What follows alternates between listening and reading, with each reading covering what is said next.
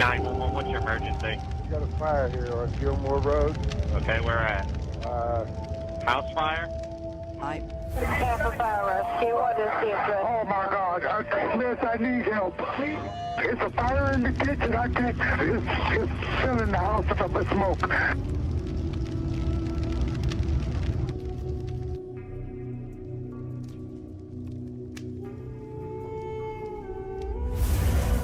Fire can go from first flame to flashover in as little as 3 minutes. When you go into a house that's on fire, you don't see anything at all. It's completely black.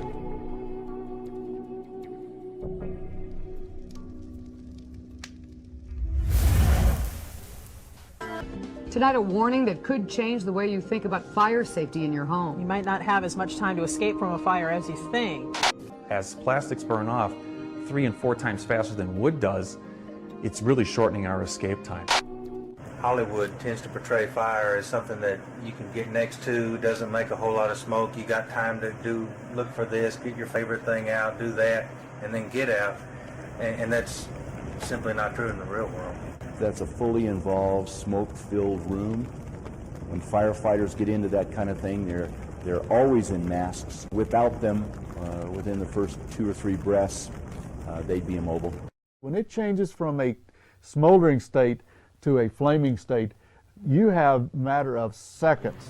The UL's smoke characterization study showed that in a living room with synthetic furniture, a small fire on a sofa can fill a room with toxic gases in less than 2 minutes. The escape time for the average consumer is much less. 20 or 30 years ago, you had about 17 minutes after your smoke alarm went off, on average. Today, that 17 minutes has dropped to 3 or 4 minutes. Well, maybe you're under the impression that all smoke alarms are the same. I guess it's something we take for granted. That's what I'd been thinking all along, but I don't think that's exactly right. Firefighters say this all could have been avoided. The house did not have working smoke alarms. There was no alarms going off in any of those other buildings. Nobody knew there was a fire going on. Doug Turnbull believes he paid the ultimate price. He lost his daughter Julie, a senior at Miami University of Ohio, in a house fire in 2005. 11 students were sleeping when a smoldering fire broke out. 8 survived. There were 17 ionization smoke detectors in the house, so it's not like the landlord didn't care about fire safety, but he just had no idea that there was a difference. 911. I have a fire in my home. I've got a baby I better call with. A desperate mother waking up to a house full of smoke, trying to save her kids. As I'm trying to get upstairs, my first thought is the 4 people that I have upstairs. Trying to make sure that they're not scared to death, that they're safe, and that they're okay. The kids didn't make it. Cause of death, smoke inhalation. So why didn't they have more warning?